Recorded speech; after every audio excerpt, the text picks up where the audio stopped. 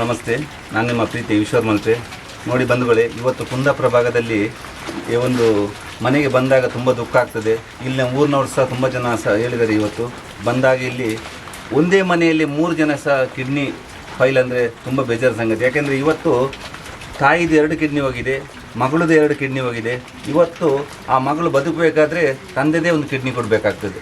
ತಮ್ಮ ಒಂದು ಕರಳು ಬಳ್ಳಿಯನ್ನು ಕೊಟ್ಟು ತನ್ನ ಮಗಳನ್ನು ಬದುಕಿಸಬೇಕಾಗ್ತದೆ.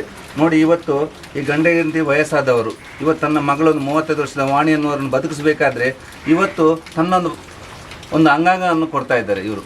ದಯವಿಟ್ಟು ಬಂಧುಗಳೇ, ಇವತ್ತು ನೋಡಿ ಗಂಡ ಹೆಂಡತಿ ಹೇಳ್ತಾರೆ ಕೇಳಿದ್ದಕ್ಕೆ, ನಾವು ಇಷ್ಟು ವರ್ಷ ನಾವು ಬದುಕಿ ಬಾಳಿದ್ದೇವೆ, ಇನ್ನಾದರೂ ನನ್ನ ಮಗಳೊಂದು ಬದುಕಲಿ, ಅವಳೊಂದು ಜೀವನವನ್ನು ಮಾಡಲಿ ಅಂತ ತನ್ನ ಒಂದು ಕಿಡ್ನಿಯನ್ನು ಇವತ್ತು ಮಗಳಿಗೆ ಕೊಡ್ತಾ ಇದ್ದಾರೆ.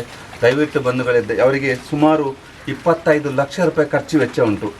ಈ ವಿಡಿಯೋವನ್ನು ನೋಡಿದ ಪ್ರತಿಯೊಬ್ಬರು ನನ್ನ ಅಭಿಮಾನಿ ದೇವರುಗಳು ಎಲ್ಲರೂ ಸಹ ಇಲ್ಲಿ ಕುಂದಾಪುರ ಆಗಲಿ ಪ್ರತಿಯೊಂದು ನಮ್ಮ ಕರ್ನಾಟಕದ ನಾನಾ ಕಡೆಯಲ್ಲಿರುವರು ಸಹ ದಯವಿಟ್ಟು ಈ ಮಗಳನ್ನೊಂದು ಬದುಕಿಸಿ ಅಂತ ನಾನು ನಿಮಗೆ ಕೈ ಮುಗಿದು ನಾನು ಕೇಳ್ತಾ ಇದ್ದೇನೆ.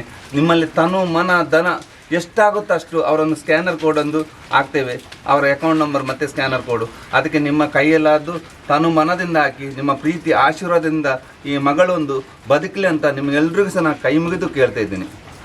ನನ್ನ ಅಮ್ಮನ ಕಿಡ್ನಿ ಹೊಡೆದು ನಾವು ಬಡತನದಲ್ಲಿ ಇದ್ರೂ ಹೆಂಗೋ ಇದು ಮಾಡ್ಕೊಂಡು ಹೋಗ್ತಿದ್ದಿದ್ದು. ನಾನು ದುಡ್ದು ಮನೆ ನೋಡ್ಕೊಂಡು ಹೋಗ್ತಿದ್ದೆ, ಅಪ್ಪನೂ ಕೂಲಿ ಮಾಡಿ ಹಂಗೆ ಮಾಡ್ತಾಯಿದ್ರು. ಆದರೆ ಈಗ ಹೋದ ವರ್ಷದಿಂದ ನಂದು ಕಿಡ್ನಿ ಹೋಯಿತು. 1 ವರ್ಷ ಆಯಿತು ನಂದು ಡಯಾಲಿಸಿಸ್ ಮಾಡ್ಕೊತಿದ್ದೆ.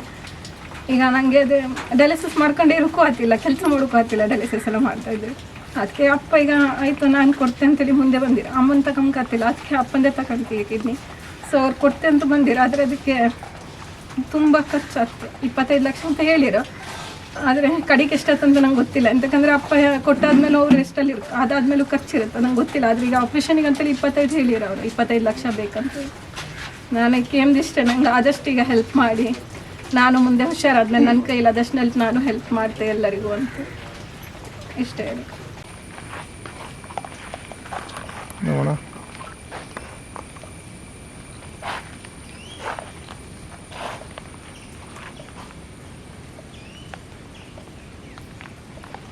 Thank you.